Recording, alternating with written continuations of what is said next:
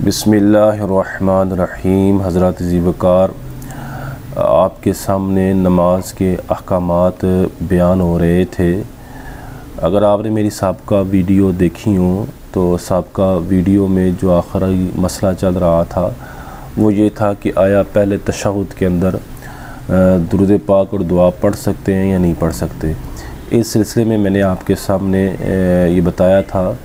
कि शेख नासिर अलबानी वो ये कहते हैं कि पहले तशहुद के अंदर दुरूद पाक भी पढ़ सकते हैं और दुआ भी मांग सकते हैं, और उनके जो दलाइल थे वो भी मैंने आपके सामने बितफसील पढ़ लिए थे। और फिर जो मुहद्दिसीन या जो उलमा या जमहूर मुहद्दिसीन जो ये कहते हैं कि पहले तशहुद के अंदर दुरूद पाक और दुआ नहीं पढ़ सकते, शेख नासिर अलबानी ने उनके इस मौक़िफ़ का रद्द किया और उनके बयान करदा दलाइल ख़ुसूसन उनकी बयान करदा अहादीस को शेख नासिर अलबानी ने ज़ईफ़ करार दिया और कहा कि वो रवायात जिससे फ़रीक़ मुखालिफ इस्तेदलाल करते हैं कि पहले तशहुद के अंदर दुआ और दुरूद पाक नहीं पढ़ सकते, शेख नासिर अलबानी ने कहा कि वो रिवायात क्या हैं, ज़ईफ़ हैं। इस सिलसिले में ज़ाती ज़ीवकार मैंने जो लास्ट में आपके सामने बयान किया था वो ये था कि अब जो जमहूर मुहद्दिसीन का मौक़िफ़ है इस बारे के अंदर, जमहूर फ़ुक़हा का, कि आया पहले तशहुद के अंदर दुरूद पाक और दुआ पढ़ सकते हैं या नहीं पढ़ सकते, वो मैंने आपके सामने बयान करना था। शेख नासिर अलबानी ने जहाँ अपने मौक़िफ़ पर दलाइल कायम किए, वहाँ शेख नासिर अलबानी ने अपनी ताईद में शेख इब्न हज़म का भी हवाला पेश किया था। हज़रात ज़िक्र, अगर आपको याद हो तो मैंने आपके सामने ये जो मसला है कि पहले तशहुद के अंदर दुरूद पाक और दुआ पढ़ सकते हैं या नहीं पढ़ सकते, इसको दो हिस्सों में तकसीम किया था। एक ये था, मैंने ये कहा था कि सबसे पहले हम इस बात को लेते हैं कि आया पहले तशहुद के अंदर दुआ मांग सकते हैं या नहीं मांग सकते, क्योंकि शेख नासिर अलबानी ने दोनों पर अलग अलग दलाइल कायम किए और बताया कि पहले तशहुद में दुरूद पाक भी पढ़ सकते हैं और पहले तशहुद के अंदर दुआ भी मांग सकते हैं। दुआ के सिलसिले में शेख नासिर अलबानी ने इब्न हज़म का भी हवाला दिया था। अगर आपको याद हो तो इब्न हज़म की पूरी उन्होंने सिर्फ हवाला दिया था और इबारत ज़िक्र नहीं की थी। मैंने इब्न हज़म का जो उन्होंने हवाला दिया, मैंने वो पूरी इबारत आपके सामने पढ़ी थी और बताया था कि इब्न हज़म इस हदीस से इस्तेदलाल करके ये कहते हैं, किस हदीस से इस्तेदलाल करके इब्न हज़म ये कहते हैं, वो सारी मैंने आपके सामने पढ़ ली थी कि पहले तशहुद के अंदर दुआ मांग सकते हैं। तो ज़राती ज़िक्र, अब आपके सामने पहले ही मैंने जैसे आपको बताया कि पहले हम दुआ के बारे में देखते हैं कि जो इन्होंने इस्तेदलाल किया है दुआ के बारे में कि पहले तशहुद के अंदर दुआ मांग सकते हैं, आया इनका इस्तेदलाल दुरुस्त है या नहीं। तो इस सिलसिले में शेख नासिर अलबानी ने पहले इब्न हज़म का हवाला दिया था, मैंने इब्न हज़म के हवाला के तनाजुर में अब मैं इब्न हज़म ने जिस हदीस से इस्तेदलाल किया वो,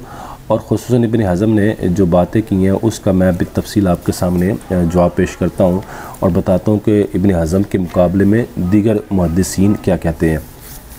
हज़रात ज़िक्र, अगर आपको याद हो तो शेख नासिर अलबानी की ये किताब है सिलसिलतुल अहादीस सहिया, इसकी जिल्द सानी है और इसमें हदीस नंबर 878 है और ये सफ़ा नंबर 538 है। इस पर शेख नासिर अलबानी ने इस बात पर हदीस ज़िक्र की थी हज़रत अब्दुल्ला बिन मसूद रदियल्लाहु ताला अन्हु की कि पहले तशहुद के अंदर दुआ मांग सकते हैं। ये जो शेख अलबानी ने इसमें ज़िक्र की वो दुआ के बारे में थी। दुरूद पाक के बारे में इंशाल्लाह मैं फिर बाद में आपसे इसके बाद दुआ के दलाइल के बाद आपके सामने मैं दुरूद पाक का भी ज़िक्र करूँगा। दुरूद पाक पे शेख नासिर अलबानी ने क्या कहा वो भी, और फिर जमहूर मुहद्दिसीन क्या कहते हैं वो भी बयान करूँगा। अब इस रात ज़िक्र आप ये याद रखें कि शेख नासिर अलबानी ने यहाँ जो ये ज़िक्र किया और ये कहा कि भाई पहले तशहुद के अंदर दुआ मांगी जा सकती थी, इस सिलसिले में शेख नासिर अलबानी ने हज़रत अब्दुल्ला बिन मसूद रज़ियल्लाहु ताला अन्हु की रवायत को ज़िक्र किया, वो बितफसील मैं आपके सामने पढ़ चुका हूँ। इस तनाज़ुर में हज़रात ज़िक्र शेख नासिर अलबानी ने नीचे जाके जो एक फ़ायदा बयान किया, उस फ़ायदे में इब्न हज़म का उन्होंने हवाला दिया था। मैं आपके सामने वो फिर दोबारा पढ़ता हूँ ताकि कुछ बातें आपके जो रेगुलर वीडियो देख रहे हैं ताकि उनके ज़हन में कुछ बातें क्या हों वो याद आ जाए और उन्हें वो समझ में आ जाए। वह शेख नासिर अलबानी कहते हैं वह फ़िल हदीसी फ़ायदतुन हामा, कहते हैं इस हदीस पाक में यानी इस अब्दुल्ला बिन मसूद रज़ियल्लाहु तआला अन्हु की हदीस पाक में एक बड़ा अहम फ़ायदा है। वो क्या कहते हैं, वहिया मशरूइयतुद्दुआ फ़ी तशहुद अव्वल, वो ये है कि पहले तशहुद में दुआ भी क्या है, मशरू है, पहले तशहुद में दुआ भी मांगी जा सकती है। अब जो शेख नासिर अल्बानी ने आगे कहा, आपने शेख नासिर अल्बानी ने कहा वलम अरा मन काला भी मिनल आइम्मति गैरा इब्न हज़्म। शेख नासिर अल्बानी कहते हैं कि मैं नहीं जानता कि इब्न हज़म के अलावा किसी आइमा में से किसी ने इब्न हज़म के अलावा पहले तशहुद के अंदर दुआ का कहा हो। ये जब इबारत आगे फरमाते हैं वह सवाब माहू, और जो दुरुस्त बात है वो इब्न हज़मी के साथ है कि पहले तशहुद के अंदर दुआ भी मांगी जा सकती है। हज़रात ये इतनी सिर्फ इबारत का मैंने आपके सामने टुकड़ा पढ़ा है। अब जो उसकी अगली इबारत है वो भी मैं इंशाल्लाह आपके सामने बाद में पढ़ूँगा। पहले तो ये इबारत भी तफसील में आपके सामने पढ़ चुका हूँ। अभी आप बस ये याद रखें कि यहाँ शेख नासिर अल्बानी ने इब्न हज़म का हवाला दिया था, तो मैंने आपके सामने इब्न हज़म की किताब अल जो मुहल्ला है उसकी पूरी जो मैंने आपके सामने तफसील उसके अल मुहल्ला के हवाले से मैंने आपके सामने तफसील वो उनकी इबारत ज़िक्र की थी। अब ज़ाती जो समझने वाली बात है वो ये है कि शेख नासिर अल्बानी कहते हैं कि आइमा में से किसी ने भी पहले तशहुद के अंदर दुआ पढ़ने का नहीं कहा सिवाय इब्न हज़म के। यानी शेख नासिर अल्बानी ये बताना चाहते हैं कि चार आइमा, इमाम मालिक, इमाम अबू हनीफा, इमाम मालिक, इमाम शाफ़ई, इमाम अहमद बिन हंबल, इनमें से किसी ने भी पहले तशहुद के अंदर दुआ पढ़ने का नहीं कहा सिवाय इब्न हज़म के। और नासिर शेख नासिर अल्बानी का भी ख़ुद ये मौक़िफ़ है कि पहले तशहुद में दुआ मांगी जा सकती है। तो आगे कहते हैं जो दुरुस्त बात है वह सवाब माहू, दुरुस्त बात किसकी है, वो इब्न हज़म की है कि पहले तशहुद के अंदर दुआ मांगी जा सकती है। इस सिलसिले में ज़ाती ज़िक्र मैं अब आपके सामने जो आइम्मा है यानी चारों आइम्मा, इमाम अबू हनीफा, इमाम मालिक, इमाम